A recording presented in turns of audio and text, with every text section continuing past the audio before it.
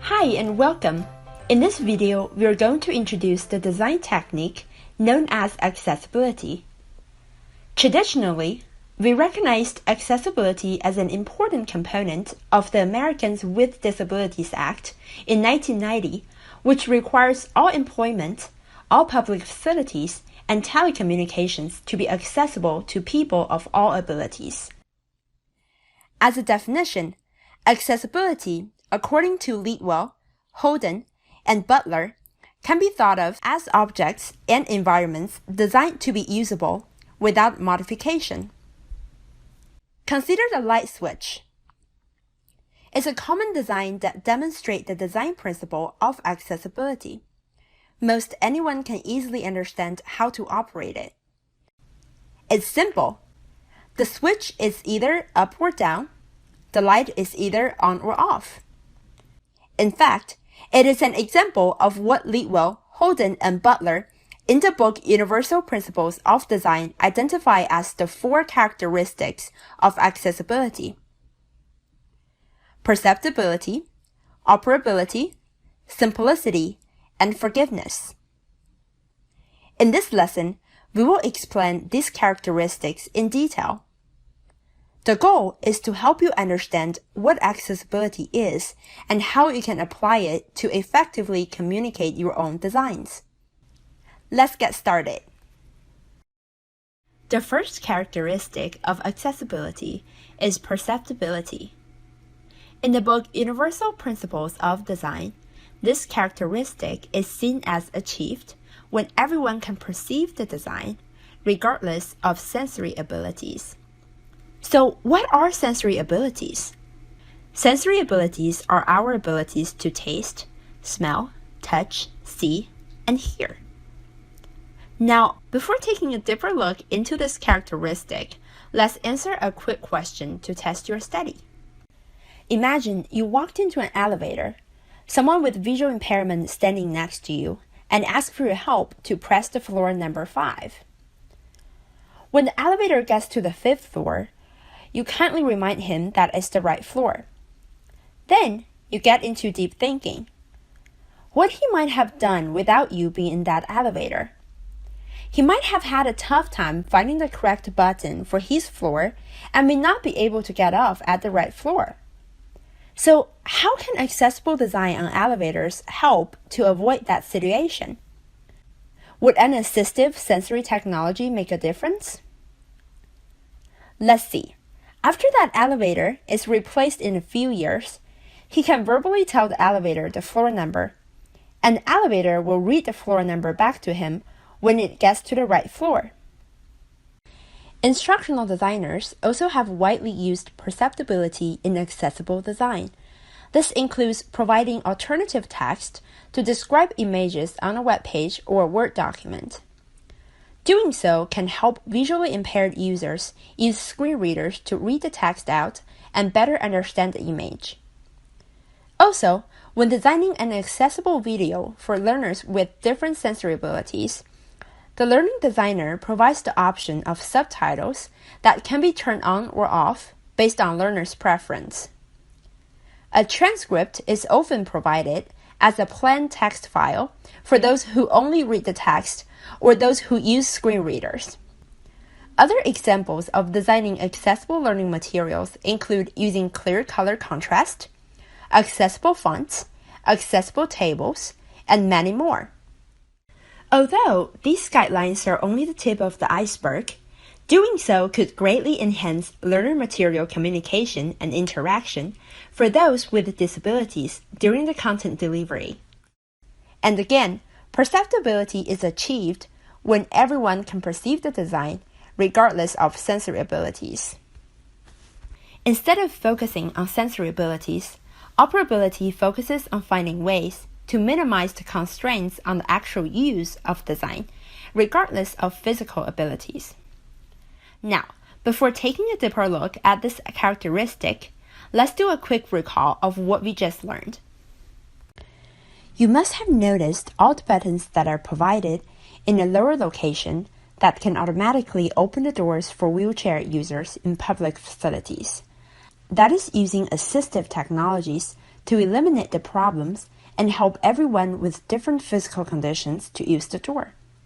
In addition, tools such as automatic page turners, book holders, and adapted pencil grips can also help learners with disabilities participate in educational activities.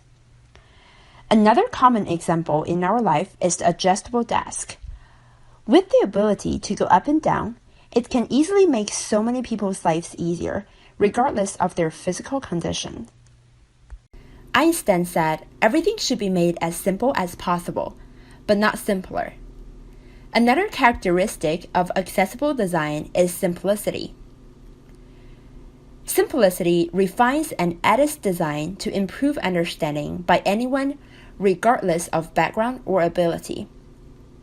The overarching guideline for simplicity, suggested by Universal Principles of Design, is removing unnecessary complexity. The goal is to optimize communication between educator and learner. But appropriate simplification requires an understanding of your audience. We've all had the experience of being overwhelmed by the challenge of learning new information. Simplification reduces the mental load for learners and helps focus on the most important content for your learning objectives. Whether your students are novice or expert will change what simplification looks like. In the field of education, simplicity along with scaffolding is known as the learner's zone of proximal development. Research has shown that this increases a student's engagement and attainment of knowledge and skills. So, how can you know what a student's zone proximal development looks like? This is where the relationship of teacher and learner is so important. You can give students formative assessments or pre-test, but each student is different. There must be feedback loops in place to establish communication between teacher and learner, so each student's need for simplification or complexity level can be assessed. If the work is too simple, students get bored and no learning is taking place. But if it's too complex, they can get frustrated and give up. Again, there's no learning taking place. An example might be if I ask a high school science students to understand Einstein's theory of relativity. I wouldn't start by showing them the complicated mathematical formula behind it. However, if I show them the well-known simplified formula of E equals mc squared, I can then begin a dialogue with them about the relationship between energy and matter. For these students, this equation is familiar, and this will help prepare them to organize future information. We are all human, and humans make mistakes. Alexander Pope, the early 18th century poet, is credited with saying, "To err is human, to forgive divine." You've probably already benefited from an example of forgiveness in a learning management system called Moodle, which gives you 30 minutes to correct post to the discussion board. For many, the most important aspect of forgiveness is the undo command found in many software programs. Instructional design can also have an undo or redo function. The purpose of forgiveness in instructional design is to reduce the possibility of and consequences of errors. Clear instruction is an example. You can also alert learners to common mistakes in thinking to steer them away from these misconceptions. As with simplicity, feedback loops between teacher and students allows teachers to guide students in the right direction if they get off track. Feedback loops and formative assessments help to identify missing gaps a learner may have. In Chapter 7 of the book Design for How People Learn, the author talks about how games are structured with different time goals from immediate to long term. But just as important for the gamification is the role of forgiveness. Games that use forgiveness are designed so that a learner or player cannot progress until knowledge or skill is mastered. This is known as mastery learning. There are 40 years of research pointing to the power of mastery learning. If they don't master the material on a test, they will have to relearn and try again. Knowing this increases student willingness to try and reduces failure anxiety. Getting things wrong becomes part of the process, rather than teaching students that they're not good at something. As you can see, accessibility and its 4 characteristics are powerful design principles that can facilitate learner access to lessons created by instructional designers. Now, let's summarize our recommendations for designing accessible learning materials.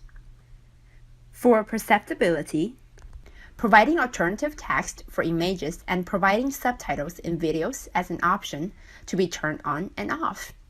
And ideally, providing downloadable transcript next to the video. Other examples include using clear color contrast, accessible fonts, and accessible tables. For simplicity, editing to remove unnecessary complexity, adding feedback loops to access appropriate level of simplicity. For forgiveness, using clear instructions and allowing material to be relearned for mastery.